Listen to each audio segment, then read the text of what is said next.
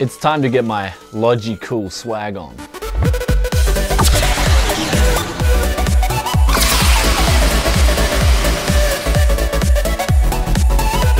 Welcome back to Tech Yes City. This is Brian coming back to you guys today with a review of the Logitech, or otherwise known as Logi Cool G302 Daedalus Prime gaming mouse. I think that's how you pronounce it anyway. But essentially, I was in the market for a new mouse since my beloved Logitech G3 is dying. It's starting to die. The left click is starting to give out. And I've been trying a lot of mice over the past few weeks.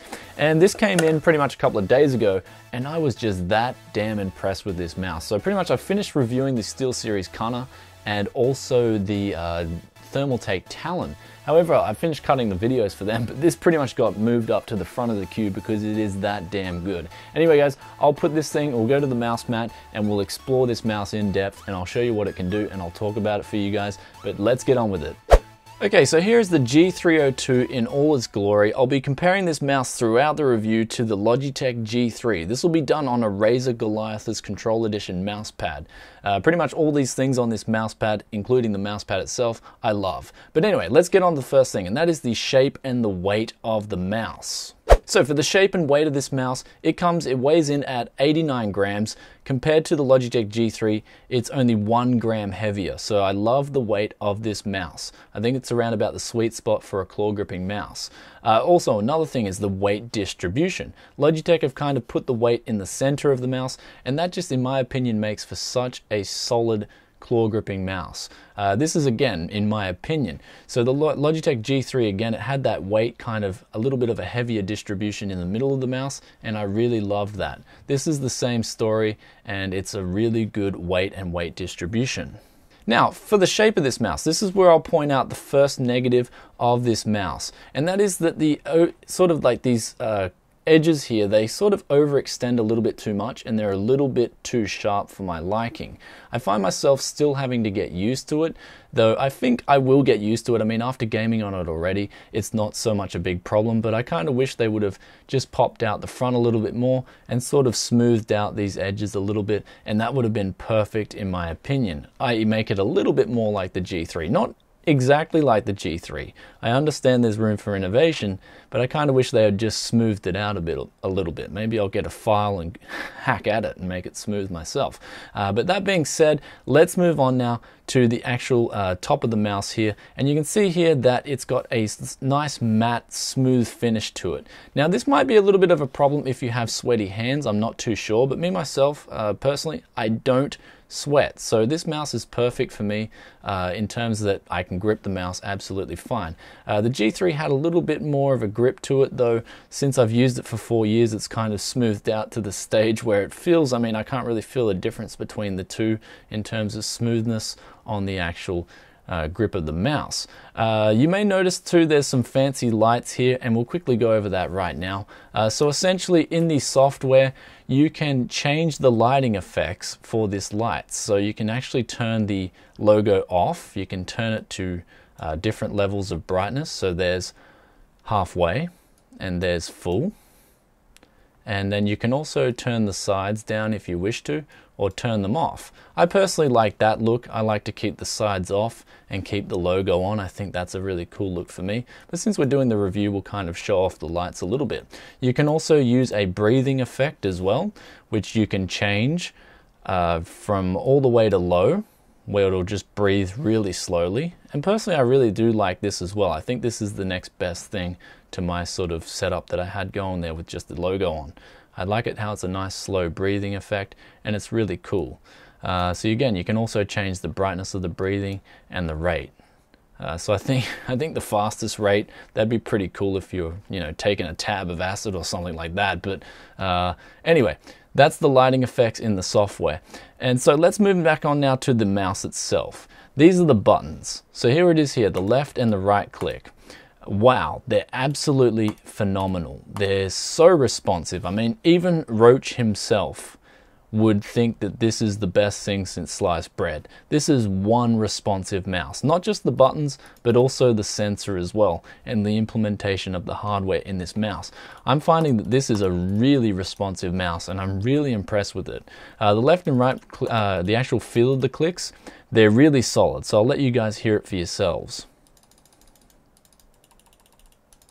So just really consistent, really solid. I love it. It's sort of not too harsh, but at the same time, it's a really solid click. It's kind of somewhere in between, I guess, an Omron and, I don't know, Logitech's whatever's a bit harder than that. So it's actually a really sort of firm click, but it's also got a little bit of softness to it. I actually really like it. Compared to the G3, it's a little bit better than the G3's click in my opinion. Now let's look at the scroll wheel. The scroll wheel, whoa, you know, like this thing is impressive. This is one of the, I actually think it's the best scroll wheel I've tried in my life. It's really firm, it's really easy, and the good thing about it is I can actually reliably use this mouse scroll button as a button in games, because when I press it, I don't seem to be moving the scroll wheel.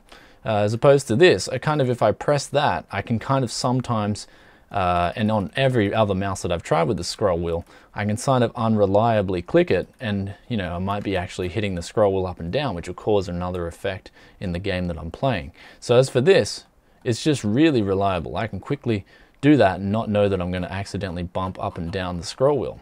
Another thing too is the DPI button. That's just like any other DPI button. I don't place too much weight on it personally, as it's just there to change the DPI, but for what it's worth, it feels pretty good. But let's go now to the only other negative about this mouse, and that is these side buttons here. This is the only other negative that I'm going to point out about the G302, and that is the side buttons. They feel a little bit too depressed for me. They're not, I think I'd like to see them extend a little bit more like the G3s did. Or maybe they just need to be a bit more firm, because I don't know what it is, but they're just a little bit soft, and I found myself sort of having to go out of the way to make sure I was clicking them, as opposed to the G3 where I could just effortlessly click both the buttons because they are really solid and they are really firm. These kind of have a soft, depressed feel to them where I kind of have to go out of my way to make sure that I'm clicking them. So kind of if I was to critique something, I'd like to see these buttons maybe extend out just a little bit more and have them just a little bit more firmer to click. So a little bit more of a hard click there. That'd be perfect. But anyway, let's move on now to the sensor. So now the sensor of this mouse is impressive. It is the best sensor I've seen in my life for any mouse in that regard. Like Logitech essentially allow you to change the DPI in their software in increments of 80. And so me personally, I find myself using 800 and 1120.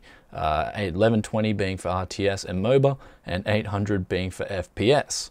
Now another good thing about this mouse is that it saves the profile to the onboard memory of the mouse.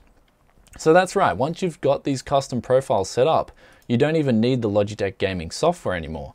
So for those people who have noticed in the past that maybe the Logitech gaming software has introduced some input lag for them, they won't have to worry with this mouse. It introduces no input lag at all. So Logitech have improved their gaming software, and kudos for a company that does that. Kudos for a company that listens to what the public or the consumer wants, and they improve on it, because this software is absolutely phenomenal. You can increase the DPI in increments of 80, and that's the best increments I've seen in my life. Also, you can change the polling rate to 500, all the way from 125 to 1000. So I like to leave it at 1000. But you know, some people like to use it for 500, especially people who use high DPI in FPS shooters. So anyway, sensor, absolutely amazing. And on that note, I will say that it's even better for flicking than my G3 was. So that's something that's really impressed me, is the sensor. Absolute kudos to Logitech. I actually don't even know the model of the sensor, and I actually don't want to know, because I'd rather judge a sensor without a name, or before I knew the name, on basically my experience. And my experience with this sensor is it's simply phenomenal. So kudos to Logitech for implementing an absolutely amazing sensor and good software to adjust that sensor as well. So you can have all the way up to 5 different DPI profiles if you wish, and then you can uninstall the software, and those DPI profiles will be saved onto the mouse itself. So that's really cool. I personally, again, I like to just have 2 profiles on there, and one when I'm playing FPS and one when I'm playing RTS and MOBA. Okay, so let's move on now to the bottom of the mouse. Here we can see that they've put two little Teflon feet here, one up the top here and one on the bottom. They've also got like a little bit of a nuclear reactor thing going here where it's kind of smooth and it has the Logitech G302 branding there. That being said, even though the mouse feet do look small, they are perfectly fine in the real world operation. I mean, this is a Razer Goliathus Control Edition, and you can probably hear for yourself. It just glides, like you can probably see it too. This thing just glides on the mouse pad. I really love that, and so that's a really good thing. The feet are not a problem. They feel really good. They do a good job of gripping any mouse pad. Now, the last thing we'll address is the lift-off distance for those people who are really sort of care about the lift-off distance. I myself found it was actually pretty high. The lift-off distance of this mouse was pretty high in my opinion. It was definitely higher than the G3, but honestly, personally, I found it was absolutely fine because when I lift the mouse, I actually lift the mouse. And so if you're one of those people who lifts the mouse very shallow, then this might be a problem, just like the SteelSeries Cunner that I have here. The lift-off distance on that may cause a problem if you lift really shallow, but for me, when I lift the mouse up, it's not a problem. Like, I mean, what? Like, for me, I probably lifted up 2 centimeters, so it's less than 2 centimeters, the lift-off distance anyway. So that's a good thing, I guess. In my experience, the lift-off distance wasn't a problem for me with this mouse, though the lift-off distance was a little bit higher than the G3, that being said. Okay, lastly, we'll look at the cord and the build quality. The cord is like the G3, it's a thick cord that's made of plastic. Though, unlike the G3, it's a little bit more malleable, so I like that. It's actually an improvement over the G3's cable. Also, the build quality of this thing. Also, the mouse is about 2 meters, I think, so for people who are wondering. And also, the build quality. As always with Logitech products, the build quality is really good. This is a solid mouse. I mean, it feels solid all over. I mean, I can squeeze it really hard. I can also push down on it. I mean, the build quality with Logitech products is really good. So I can see this thing taking a beating, and as it should. So yeah, Logitech, good build quality, and let's move on to a conclusion. So in conclusion, what can I say about the Logitech G302? Wow, that's about it. The sensor is the best sensor I've tried on a mouse in my life. So kudos to Logitech for getting that right. The left and right click buttons. Wow, again, so responsive. This mouse also is really responsive, so that for those people who notice input lag, you'll love this mouse. The software, it's gotten even better, and you can change the DPI in increments of 80, and you also don't even have to have the software installed once you've set up your mouse. So kudos for Logitech for pretty much getting almost everything right. Now, there was 2 little things that I critiqued, and that was the sort of the extended sides there on both the left and right hand side, and the left hand buttons, I would have liked to have seen them a little bit firmer, but these are things that I can live with, considering everything else is excellent on this product. Also, I forgot to mention that it comes with a 2-year warranty in Japan, but I'm most likely sure it'll include a bigger warranty in the States or in Australia. I mean, considering most products in Japan only have 1-year warranty, it's actually good that they're giving you a bit of extra warranty over the standard 1-year norm. So lastly, let's talk about the price. For $50, I think that's the recommended retail price, or at least that's what I paid for it. You are honestly getting really good value for money. Why? Because it's a premium product, ladies and gentlemen. This is the be-all and end-all of claw grip mice, in my opinion. I was so impressed with the sensor. It's the best sensor I've tried out of any mice, whether it be a claw grip or a palm grip mice. So I was absolutely impressed with the sensor. Phenomenal job to Logitech. Phenomenal shout out to them. They deserve it because this sensor is impressive. Go try it if you don't believe me. Also, the left and right click buttons, phenomenal. Best that I've tried on any mice in my life. Another thing as well, the implementation of the software. Wow, that is impressive as well. Logitech have really stepped up their game with their gaming software, all pun intended, and it shows. You've got the ability to change the DPI in steps of 80, you can change the polling rate, you can set up 5 profiles, save it to the mice or the mouse, and then you can delete the software, so it's not even in the way anymore. So Logitech, they've really almost got everything perfect on this mouse. I did point out 2 little negatives, and that was the sharp edges on the left and right hand side, and in my opinion those 2 left hand side buttons, they're a little bit too soft for my liking. Though when you compare it to something in the same league, for instance the SteelSeries Cunner, which is around about $50 as well, the G302 in my opinion just beats this in every way possible. The weight distribution of the G302, better. The implementation of the software, better. You can only change this in increments of 400 DPI. And then for some reason, this mouse, it just felt like it was less responsive than the G302. Felt like, I don't know whether it had more input lag or just whatever it was, but it felt a little bit less responsive. As well as the fact that I couldn't flick shot as well as I could on the G302 or the G3. And the G3 is a really old mouse, so I don't know what's going on there. But anyway, Logitech, you've renewed my faith. I've got my successor to the G3, and it just happens to be from the same company.